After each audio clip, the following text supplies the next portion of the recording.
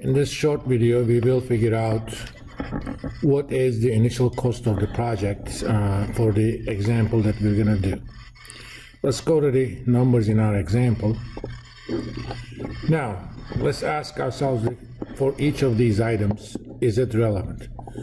Cost of the machinery. Yes, it is, because if we did not accept the project, we would not have spent $350,000 for this project, for this machinery. So that's relevant. Cost of the land that we're going to use for this project. This is an example of a sunk cost. It is not relevant at all, because whether or not we accepted this project, we spent that $125,000, so it doesn't make any difference. So let's make that black. Value of the land that we bought a few years ago for $125,000. Now, this is relevant in the following sense. If we do not go ahead with the project, we can do something with the land. There's a use for that. Even if we don't know what that use is, it has a value. We could sell it for $250,000 in the market. So it is relevant.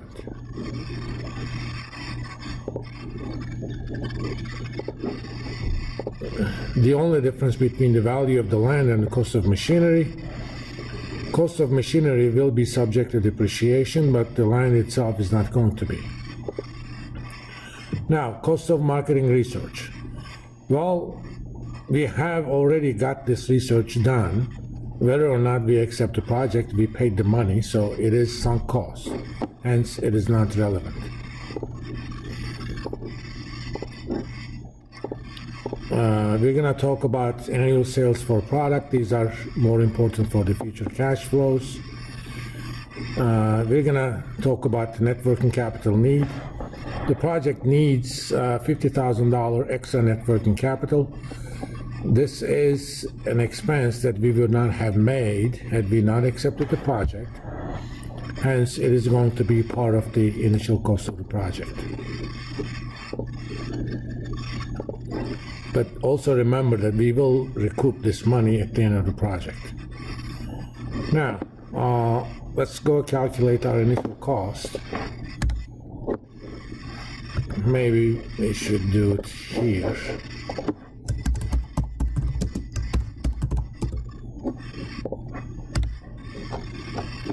Cost of the machinery plus value of the land that we're going to use plus the net working capital. Remember, this is in a sense the net capital spending for period 0, and we will get some of it back. More importantly, the land is going to be recouped to the firm. Net working capital is going to go back to the firm at the end of the project, and we're going to sell that machinery later on at the end of year 10. And we will calculate that. May not be a bad idea to do it right here. After tax salvage. For that, we're going to go to depreciation of the assets. Life of the project is 10 years. Tax life of the asset for the purpose of maker 16 years. And let's calculate the percentages. As you know, you have the maker's tables right here. The first year, you're going to get only 5%.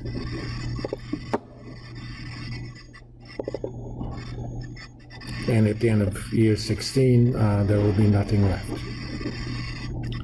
Let's calculate the after-tax salvage. Cost of asset is actually $350,000. Let's change that as well.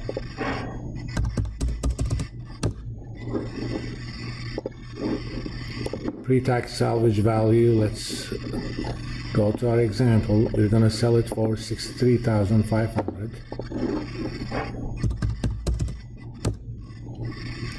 book value at the time of salvage. Remember, we're gonna do it at year 10,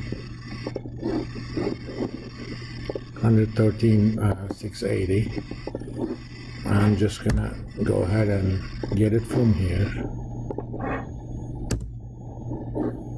And tax rate in our example is 21%.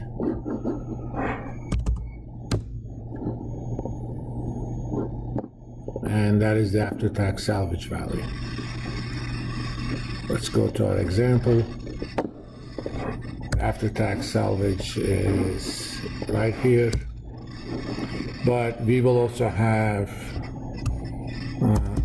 recouped at the end. We're gonna get the $50,000 net working capital plus the line is gonna go back to the front. So